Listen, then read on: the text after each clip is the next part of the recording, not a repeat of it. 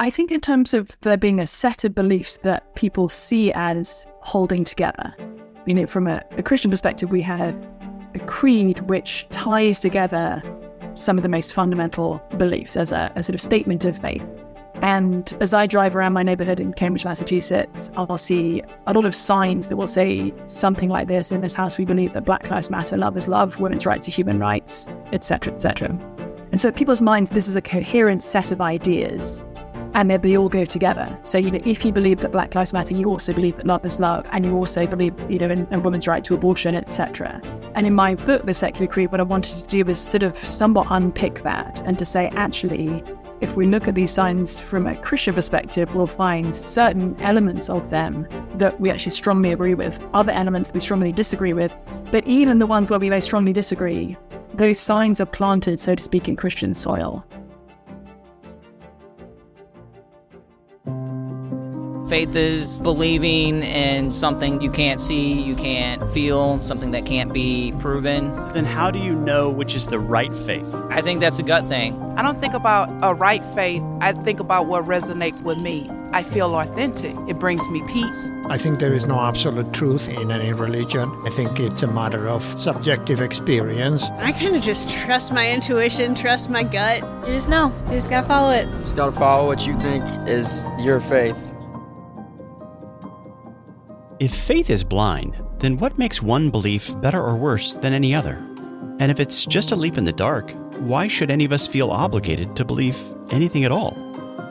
My name is Shane Rosenthal. I was raised in a Jewish home but became an atheist at a very young age. Later, as I began to question things, I ended up losing faith in my atheism and converted to Christianity. Since that time, I've never stopped asking questions, and I've spoken with authors and scholars from all over the world in order to explore the beliefs and ideas that shape our lives.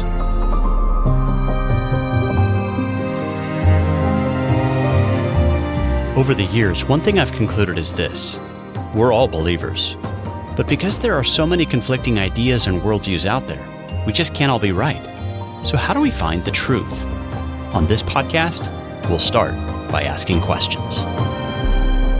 I'm really just trying to figure out what I believe right now.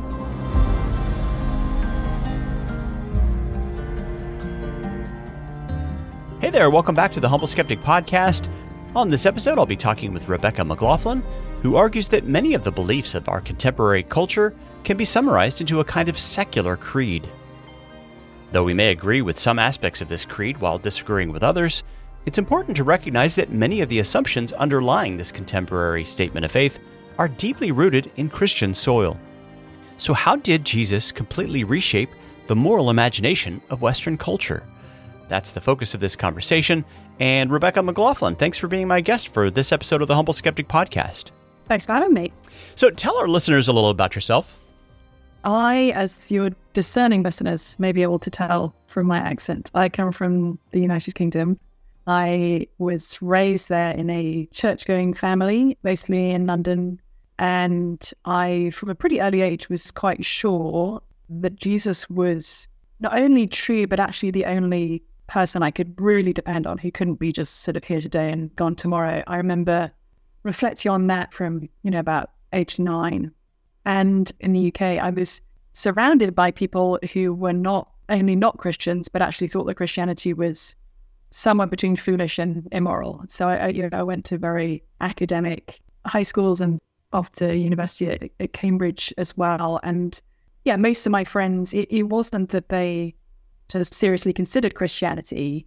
It was more that they wouldn't actually even give Christianity the time of day, because of course Christianity was disproved and discredited and morally questionable. Right.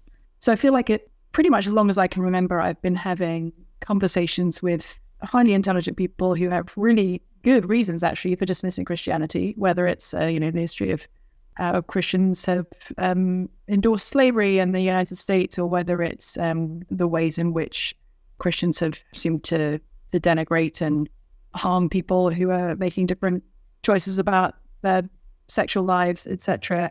I've been having those conversations for a really, really long time. I think the more I've gone on in my Christian life, the more I become convinced that each of these questions and objections that seem to be major roadblocks to faith in Jesus, actually, when you look more closely, they become signposts.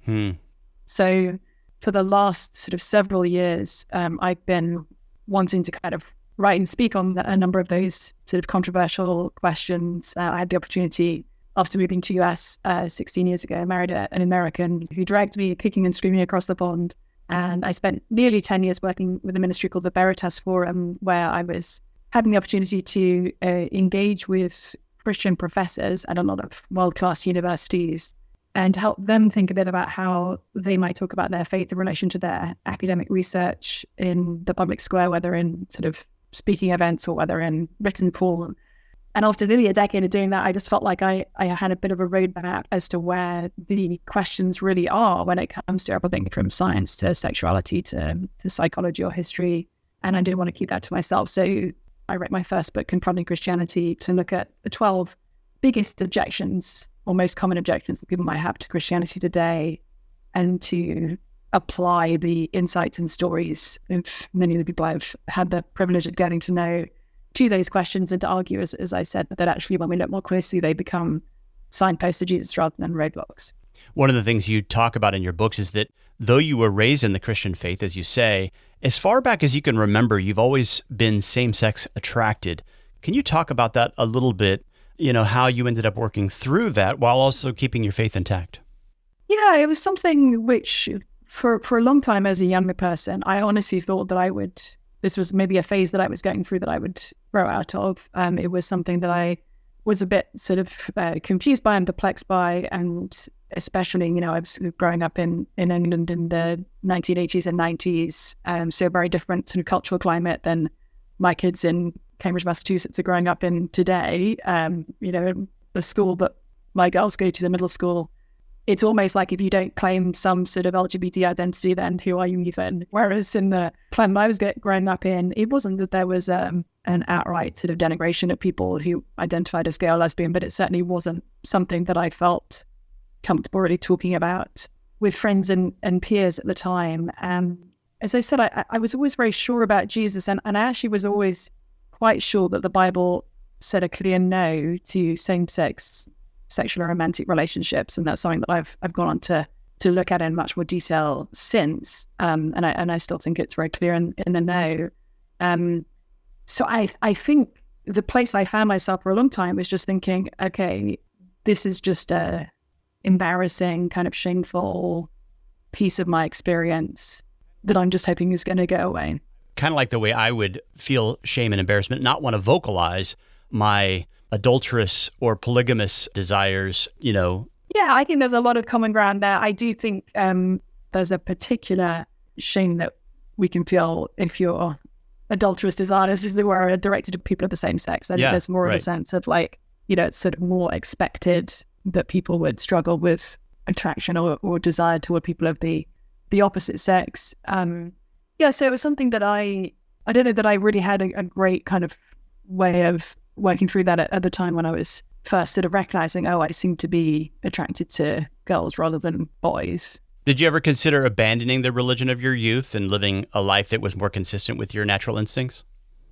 I would want to say no and yes. The no is because it's not like there was ever a kind of point where I thought, oh gosh, I think the Bible's probably wrong on this question, and I need to stop following Jesus because this feels too hard, or I want to kind of find an escape route here. But I guess I'm adding the yes because for me, this is probably the biggest area where the sort of rubber meets the road in terms of my faith in Jesus. And that if I were to sort of think about what could unseat me as a Christian, what could get me completely blown off course, probably my area of greatest vulnerability would be other women that would basically make my heart want to walk away from Jesus. So I think part of what's, I guess, insulated me against that is the more that I've read of secular authors, whether they identify as atheist, agnostic or whatever, the more it's become clear to me that actually I can't walk away from Jesus and sort of keep all the other things I hold dear. My understanding of human identity and value and care for the poor and love across racial difference and all the sort of true and good and beautiful things that I might actually share with a friend who identifies as atheist or agnostic. I'm pretty convinced that those have come to us historically from Christianity, and that if Christianity is not true, we don't actually have a foundation for that. Yeah, we're going to get into that in this conversation. But do you think that part of what makes the LGBT lifestyle so attractive is the underlying idea that we are what we feel? In other words, that identity is actually tied to our subjective inner feelings rather than to anything external or outside the self? Yeah, I think there's certainly some truth in that. I think it probably applies to any area of what Christians would have traditionally identified as sin. Right. The original way in which sin is framed in the Bible in Genesis chapter 3, God has given a commandment, don't eat from the fruit of this particular tree. And it's a commandment that isn't sort of self-evident as to why God would give that commandment. It actually requires trust in God. And then the question comes in, well, did God really say that? Is God really on your side? Like, does God really want good for you? Or is he trying to withhold something good from you? Mm-hmm. And so the sort of perennial challenge for every Christian is to believe, oh no, actually, I can trust the God who made me and loved me enough to send his son to die for me. I can trust that he is actually on my side and wanting what's good for me, even when I can't see it. Did you ever go through a period of doubt where you started to question whether the Bible, when it speaks about that God, whether it really was what it claimed to be? I recently read Jonathan Haidt's new book, The Anxious Generation. Oh, I'm not familiar with that one. Yeah, it's a new book called The Anxious Generation, where he's sort of looking at the reasons behind the collapse of the mental health of especially Gen Z Americans and Westerners in general, actually, and in particular, and women. And one of the things he talks about is how children are anti-fragile, i.e., if I picked up a glass and dropped it on the ground, it would smash because it's fragile. If I picked up a plastic glass and dropped it on the ground, it would just bounce because it's not fragile. Kids are anti-fragile in the sense that they actually need some sort of knocking about in the nicest possible way to grow in resilience and to be able to withstand challenges of adulthood.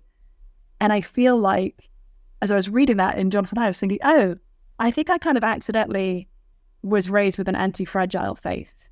Like all the challenges that, as I look around me today, that I could be confronted with as a Christian, I've actually been sort of experiencing that from very early on in my Christian life. And so there hasn't been like a one time where I thought, oh my goodness, like suddenly there's this big challenge coming that I never anticipated. It's more like, oh, I've been used to the winds and gales and snow and rain and hail that falls on my kind of little Christian head. And so I'm not particularly thrown by it. What do you think, if you were to reflect on why you're a Christian today, what do you think is the most important or most significant piece of evidence that does for you confirm that Jesus really is who he claimed to be? Yeah, I think that Christianity makes sense of all the other things. So to give one example of that, in many of my friends who would identify as atheist or agnostic, if you ask them, do you believe in science? They would say yes. And in fact, most would say, actually, I think that science tells us all we really need to know about the world, or at least that science is the only place we can go for kind of objective truth, the kind of truth that is true whether or not people believe in it. Right. The Earth rotates around the sun, not vice versa. We know that because of science. At the same time, most of my friends who, again, would identify as agnostic deeply believe in universal human rights and equality. They believe that rape is wrong, not just sort of a thing they've been raised to not prefer. They believe that the strong and the rich and the powerful don't have the right to trample on the weak and the poor and the marginalized. And they believe that their actions have real significance and that they are themselves a sort of coherent individual agent. And I don't think any of those beliefs stand up if science is the only place you have to go to look for truth. Now, I want to be clear. I think a lot of Christians through the ages have actually been leading scientists. That's a whole other conversation. A lot of Christians, I think perhaps, especially in more recent history, have thought in order to say that Christianity is true, we actually need to say that science is wrong. Right. For example, when it comes to creation or it comes to accounts of human beings, we need to be saying, no, we've got to sort of find the gaps, disprove what science is telling us. I actually don't think we need to have that approach. Instead, I am more than happy to say that from a scientific perspective, I am nothing but atoms and molecules. I'm nothing like I'm a mammal, if you kind of take the biological angle on things. That is a true description of what I am, but that is also a fundamentally incomplete description. Not because there's a piece of me that isn't a mammal, or because you could kind of weigh me with and without my soul and find a different, so that you could sort of scientifically analyze me and find something more. But because there is a God who made the universe and everything in it, including me, and that he has called me into a relationship with himself. If you're a Christian, you have a way of integrating your understanding of the universe from a scientific perspective with your understanding of human beings from an ethical perspective.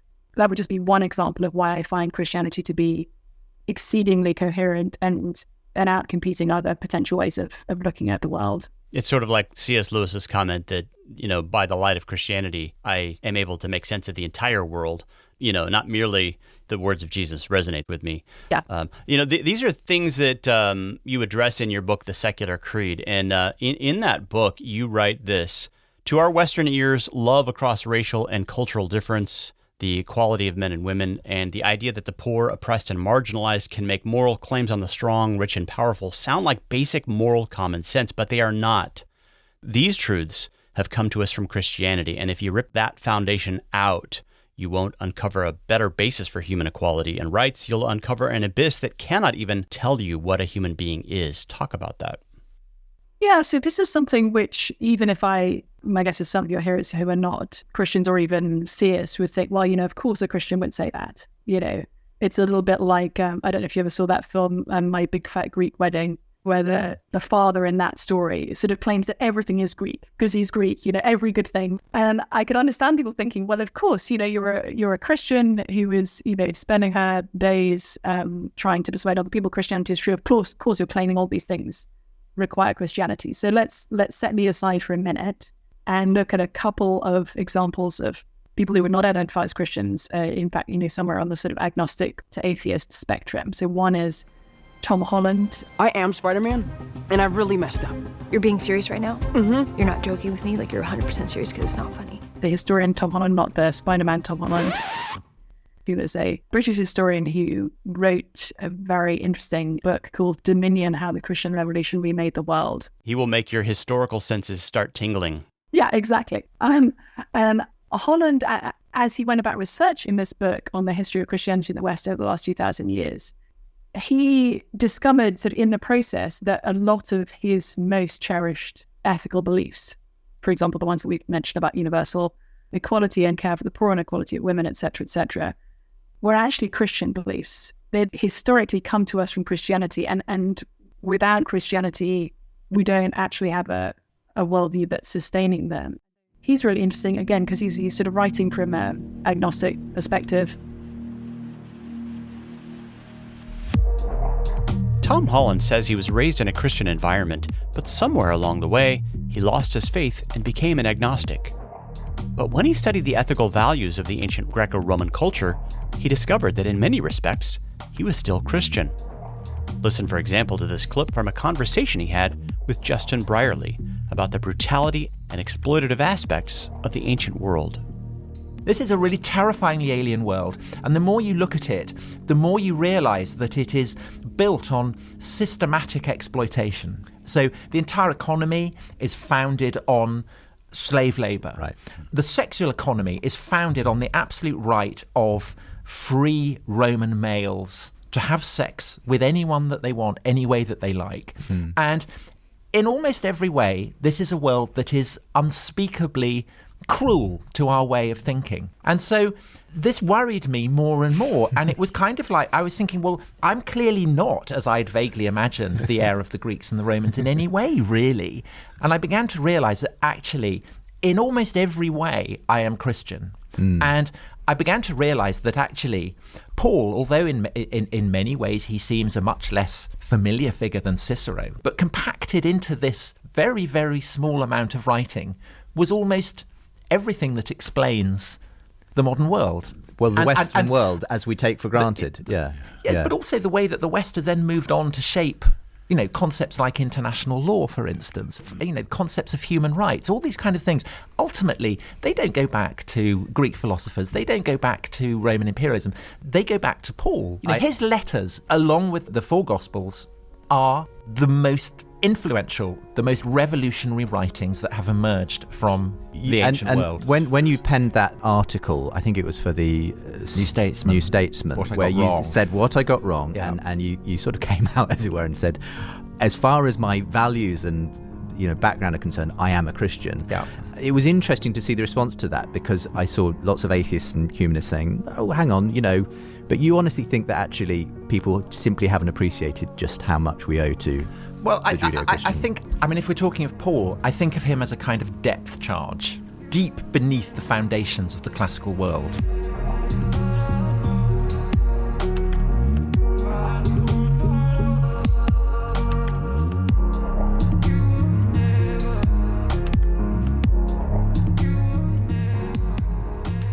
I would say that somebody believing in some of the good ethical teachings of Christianity doesn't remotely make them a Christian. But I see what he's trying to say there, that there are many atheists/agnostics in the Western world who are actually kind of Christian atheists, in the sense that they're getting a lot of their moral beliefs from Christianity.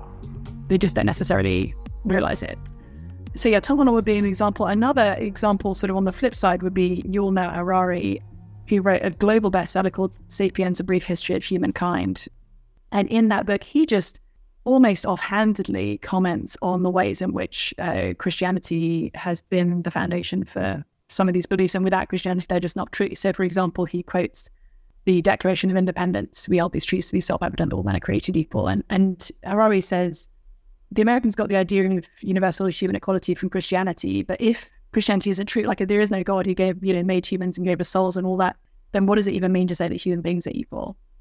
And he says, Homo sapiens have no natural rights, just as chimpanzees, hyenas, and spiders have no natural rights. He says human rights are figments of our fertile imagination. And so seeing a kind of full-blooded articulation of what we're left with if we pull Christianity out of the foundation is actually quite startling. Yeah. Richard Dawkins says something similar too, doesn't he? Without God, there's no purpose, no evil, no good, nothing but blind, pitiless indifference. Yes, and he's saying it, his posture when he says that is, you religious people need to wake up. He says the universe has precisely the properties we should expect if there is at bottom no design, no purpose, no evil and no good, nothing but blind, pitiless indifference. And in one sense, I agree with him. If there is no God, then that's what we're left with. And so most of us are living in this kind of unsustainable or incoherent space of saying, I don't think there's a God, or at least not a kind of personal God as revealed in the Bible. But I do think that my, deepest moral beliefs, like, rape is wrong, is not just a culturally conditioned thing I happen to prefer. But actually, I think there's something deeply true about that. And we need Christianity for that foundation. Talk for a minute about the ancient pagan practice of exposure.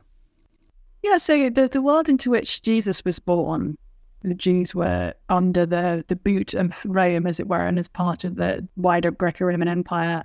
And within that wider empire, babies were not considered to be full kind of humans in their own right, deserving of any particular protection. And so if you had a baby and you didn't want that baby, then you could just leave them out to die, or maybe to be picked up by somebody to be raised as a slave or a prostitute. Yeah, we have letters to that effect, don't we? Yeah, there's an interesting letter by a Roman soldier to his wife, which is generally quite a kind of affectionate letter. But at one point he says, she's evidently pregnant. He says, if the baby's born, if it's a boy, keep it. If it's a girl, throw her out, essentially. And that wasn't shocking to anyone reading that letter in that day, but it is shocking to us. Yeah, it's shocking to us. And the reason it's shocking to us today is actually because of the teachings of Jesus. So one of the extraordinary things that Jesus said and did was he spoke and acted as if little children, even infants, as Luke's gospel puts it, are in fact very precious and valuable. And this really changed over time how little children were seen, because again, it's not actually self-evident that a completely helpless baby isn't just the property of their parent to be disposed of as the parent wishes. And this is something, again, that's kind of cropping up again today as philosophism and ethicists coming from an atheist perspective. Peter Singer would be a good example of this. He's a world-famous Australian philosopher. And he argues that actually, instead of having this pretty arbitrary dividing line that we've accommodated in the West of like, before you're born, you don't actually have human rights, but after you're born, you are, is sort of functionally where we've landed, to where people, broadly speaking, are okay with the idea of abortion, but utterly horrified by the idea of infanticide. And Peter Singer says, look, actually, a human infant is less morally valuable than an adult pig in terms of their ability to comprehend and to feel and all the things. And so actually, if parents give, the mother gives birth to a severely disabled child, we shouldn't have any problem with her saying, you know what, I'm not actually going to raise this child. Or if for whatever reason they don't feel like they actually want the child, but it's actually fine. We don't need to value that child as a society as if this is their kind of full-fledged human life. You point out that killing infants wasn't officially outlawed until like 370 something by a Christian emperor. And one person you cite is Paul Offit, who is a non-Christian professor of pediatrics at the University of Pennsylvania, who calls Christianity the single greatest breakthrough against child abuse in history. Yeah, I think that's true in terms of infants being disposed of and children being sort of physically abused in that way.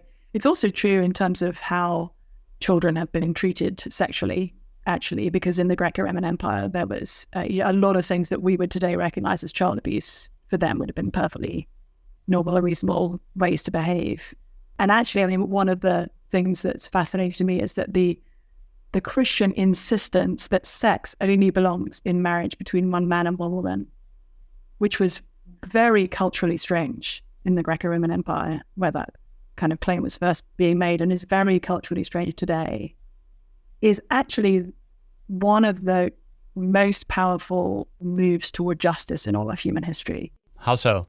It eradicates prostitution. It means that women are not put in a position where they are going to be made pregnant by men who have no intention of actually helping to provide for that child.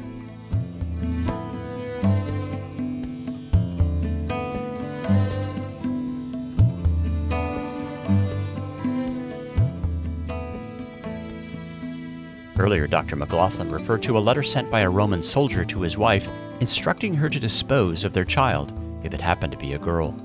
I'll provide a link to that ancient letter in the show notes. But I'd also like you to hear a selection from another letter sent by an unnamed Christian in the late 1st or early 2nd century to an official by the name of Diognetus. Here's what he writes. Christians are not distinguished from the rest of humanity by country, language, or custom. While they live in both Greek and barbarian cities and follow the local customs in dress and food and other aspects of life, at the same time, they demonstrate the remarkable character of their own citizenship. They marry like everyone else and have children, but they do not expose their offspring. They share their food, but not their wives. They live on earth, but their citizenship is in heaven. They obey the established laws. Indeed, in their private lives, they transcend the laws. They love everyone, and by everyone they are persecuted. They are cursed, yet they bless. They are insulted, yet they offer respect.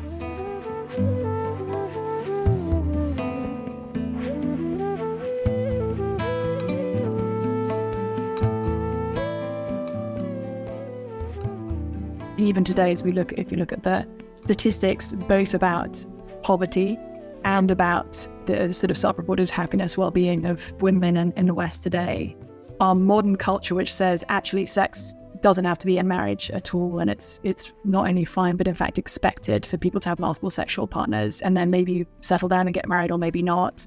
That's been meaningfully bad for women's mental health and happiness. Again, you can lay aside any sort of ethical beliefs and just look at the data and reach the conclusion that actually, the sexual revolution of the 1960s, which was sold to us as the liberation of women, has actually been a complete disaster for women's mental health and happiness, and has meant that a lot of children have been raised in cycles of poverty that they wouldn't have been if we hadn't sort of changed the norm around sex outside of marriage. By using the word creed in your book titled The Secular Creed, are you essentially arguing that many of the popular dogmas of our day, particularly the political and cultural dogmas that you highlight throughout your book, are essentially operating as a kind of secular religion? Yeah, I think in terms of there being a set of beliefs that people see as holding together. From a Christian perspective, we have a creed which ties together some of the most fundamental beliefs as a sort of statement of faith. And as I drive around my neighborhood in Cambridge, Massachusetts, I'll see a lot of signs that will say something like this: in this house, we believe that Black Lives Matter, love is love, women's rights are human rights, etc., etc. And so in people's minds, this is a coherent set of ideas, and they all go together. So, if you believe that Black Lives Matter, you also believe that love is love, and you also believe, in women's right to abortion, etc. And in my book, The Secular Creed, what I wanted to do was sort of somewhat unpick that and to say, actually, if we look at these signs from a Christian perspective, we'll find certain elements of them that we actually strongly agree with, other elements that we strongly disagree with.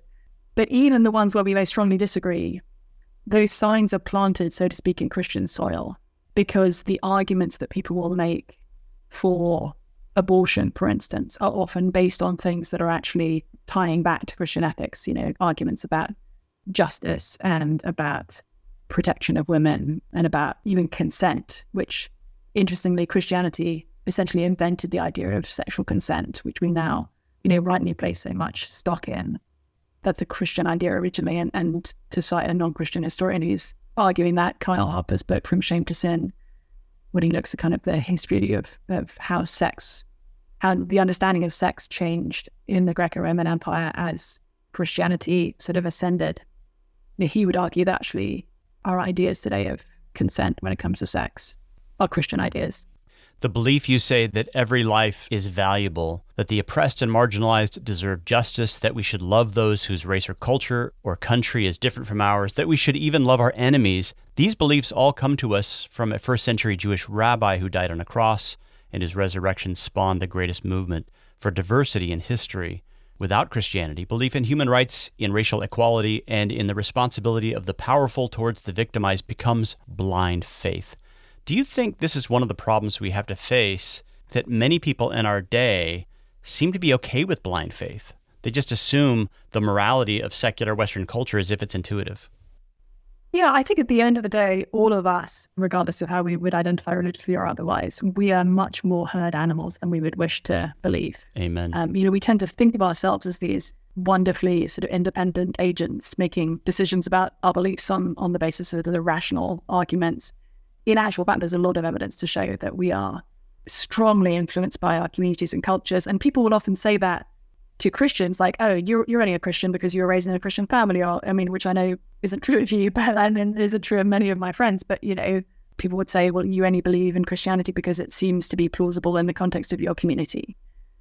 And I would say, to the extent that that is true, you, my atheist friend, probably only believe in atheism because of the particular cultural context that the community that you have around you. And we tend to we're not quick to question the dogmas of our community, regardless of whether they're Christian, atheist, Jewish, Hindu, or Muslim.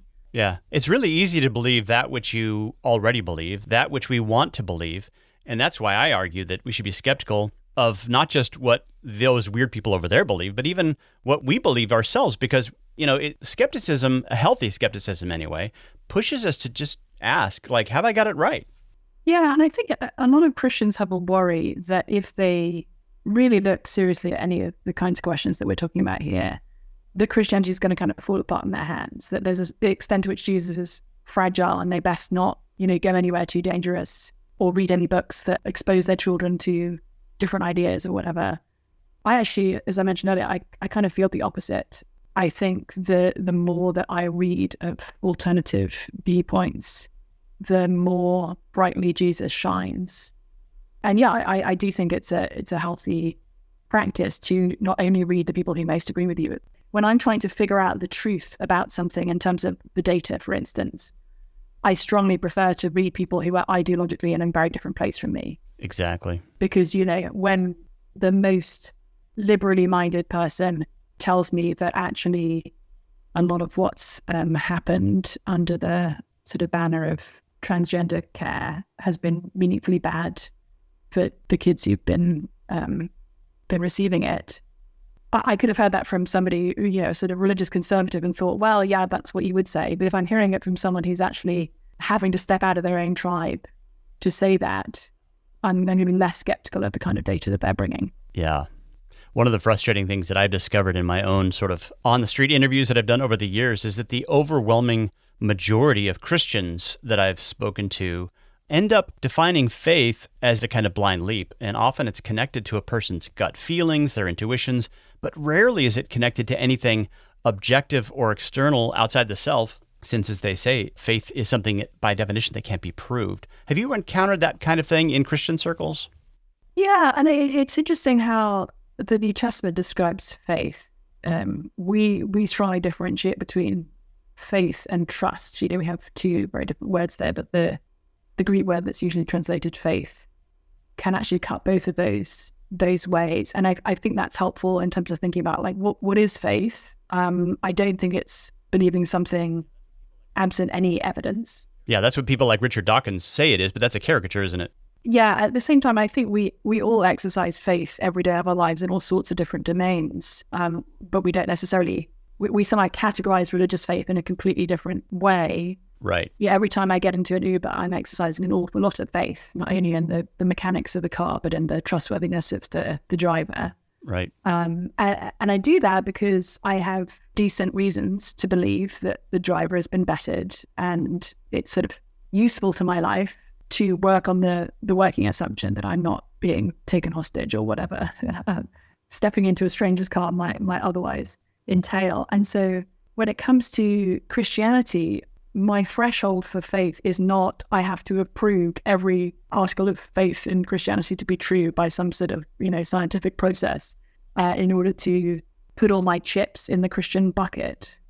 It's more I need to make a decision between Christianity and the other possibilities. Right. And you're never going to have complete certainty about anything. Just as I can't prove to you that my husband has been faithful to me for the last 16 years, I would bet my life on it. Right. Because I have a lot of evidence to suggest that he has, but I can't prove it to you. So I think we need to dissociate faith in the religious sense from, like, we need to stop seeing it as something only in its own bucket and instead think about, like, how do we functionally move about in the world? How do we make sense of the world? How do we decide who to trust and who not to trust? And again, I think when we apply that test, we find Jesus to be exceedingly trustworthy. Yeah, I mean, Luke says, he gave many convincing proofs, and, he writes to Theophilus saying, I'm writing these things, I've talked to the eyewitnesses, so that you may have certainty. It's rooted not in sort of God told me, therefore I know for sure. He investigated these things. He talked to the people who saw it with their own eyes. And when you look at that proclamation throughout the book of Acts, everywhere they go, they're explaining what they saw with their eyes and how it matches what was foreseen by prophets like Isaiah. And that was my experience. I ran across a couple of Old Testament prophecies like the Messiah will be born in Bethlehem, and I'd seen the Christmas specials. And I talked to rabbis about this, and I was just not convinced by their arguments. But when I talk to modern Christians, I don't know, maybe 1 in 100 will use an argument like that. It's the most common argument in the book of Acts, but it's very rare to see today. Most people today just sound kind of like the secularists who are happy with their sort of intuition about the way things are. I think that's true, and I think it's partly because we've also brought into the idea that faith is personal and is therefore purely subjective and privatized, to where, I do think Christianity is a profoundly personal faith in the sense that the Christian claims the God of all the universe made you and me individually and loved you and me enough to send his son to die for us, and that he invites us into everlasting life with him. Like there could not be anything more personal than Jesus' relationship with his people. At the same time, Jesus is making universal, objective claims on reality. Right. And so it's not just Jesus works for me and that's fine. It's fine if he doesn't work for you. Actually, Jesus is either the Lord of heaven and earth or he isn't. And he either rose from the dead or he didn't. And so we can't buy into the idea that personal means purely subjective and therefore private.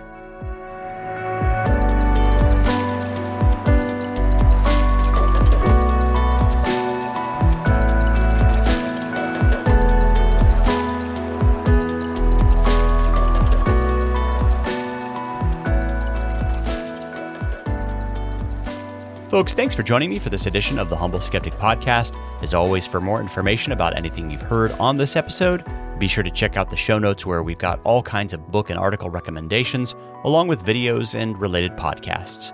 You can also find out about upcoming speaking engagements, along with some of the ways that you can help support this podcast.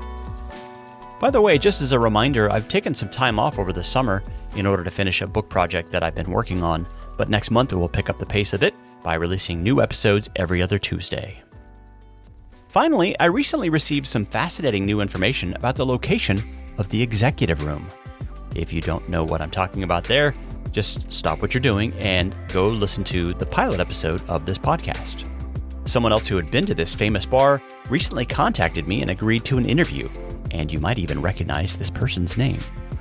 I'll leave it there for now, so be sure to tune in to the next episode of the Humble Skeptic Podcast, which will drop on Tuesday, September 3rd. And in the meantime, check out all the resources that are available at humbleskeptic.com. That's humbleskeptic.com. And I look forward to being with you again next time as we discuss the beliefs and ideas that shape our lives.